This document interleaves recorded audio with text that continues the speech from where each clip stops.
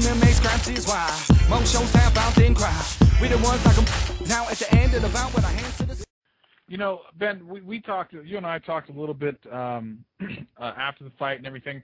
You know, what's the deal here? They brought you into the press conference. A question was asked of you. You said you weren't really happy with the way you won. For the people who didn't hear the press conference, can you kind of expound upon that a little bit as to why it was you weren't happy with it? And then, you know, since then, have you heard anything from the UFC or anything like that? You know, obviously the press conference at I was very disappointed. It seemed like surprised a lot of people when I said, you know, hey, I get the feeling that, you know, and this was only, the show had only been like over for 10 minutes or so. So I really didn't get much time to get a feel for everything. I was in the back room pretty much the whole time after my fight. I just got the feeling, I think it was the third round especially, I could hear a few faint boos here and there. That stuff gets to me, man. The fans, you know, I said, are why I do this. They're my everything. They mean more to me than belt. That's just the way it is. I'm there every fight to impress them, to be exciting. And I just knew. I knew I didn't achieve that, and it really got me down.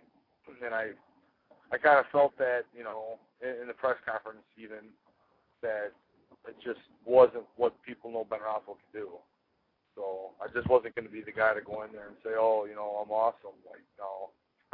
I got some things to do. I got some more excitement to bring to my next fight, and just going to be as humble about it as I can.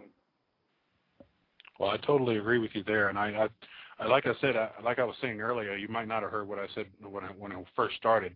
I felt like in this fight that you were sticking to a game plan that was somewhat different from what you normally would do, and in the fact that you did that, you were kind of playing it a little bit safe.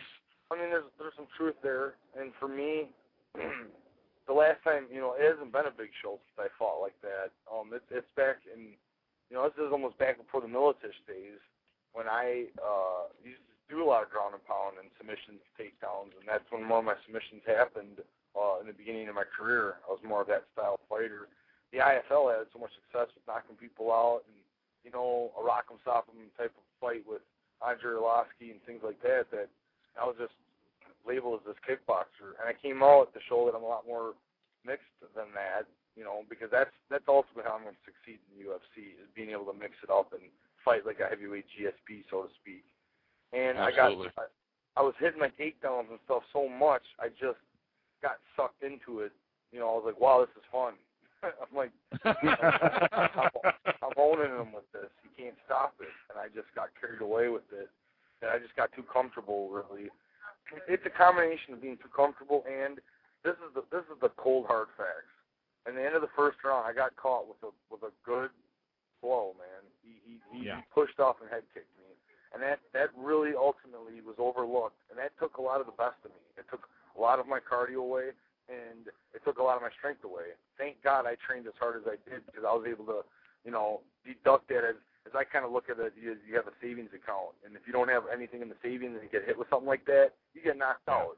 And luckily, I had a big savings account. I took the blow, and I was able to keep fighting. So for me, it was a personal victory, because second and third round was all hard. And if I didn't show it, people didn't know it, that's fine. Inside, I know what I went through. Personally, it was a big deal, but ultimately, it's not the victory I want. I know that I shouldn't have got hit by that, and I should have smoked Ivo. I mean, that's it. You know, so. Well, you know, let me ask you something. Just from you know, having been there, watching you train, and when you came up to AMC, and just knowing kind of your background, it seemed like you would get some really great dominant positions, but it seemed very difficult for you to hold that position. Is that because A, you didn't have a good a position as it looked, or B, Ivo's just really good on the bottom? It's a little bit of both. As far as he's deceptive. Like, I think, you know, this is my view of Ivo. Against top dudes, it seems where he loses against the top guys.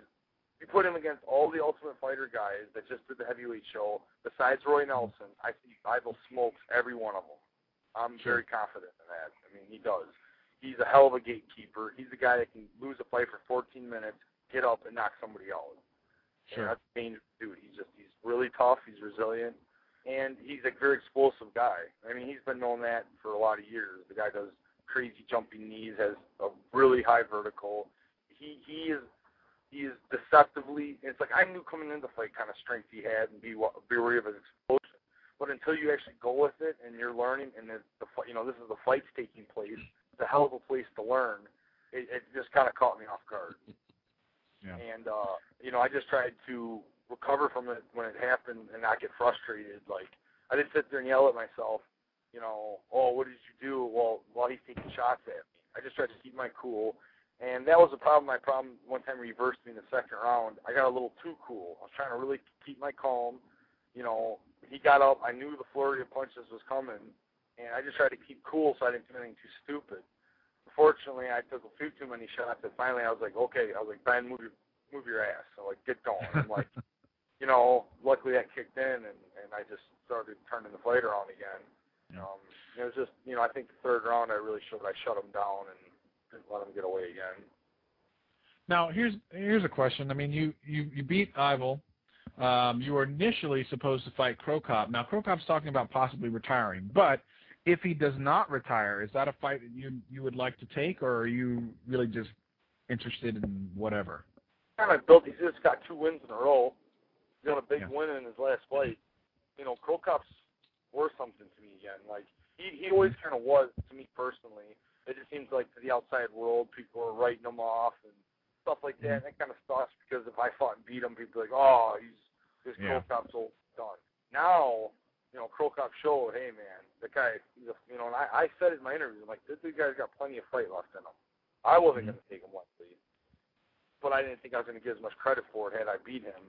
Now, I think it's an exciting fight, and I'd love to fight a legend. The difference is I won't hug him. I'm going to just punch him again and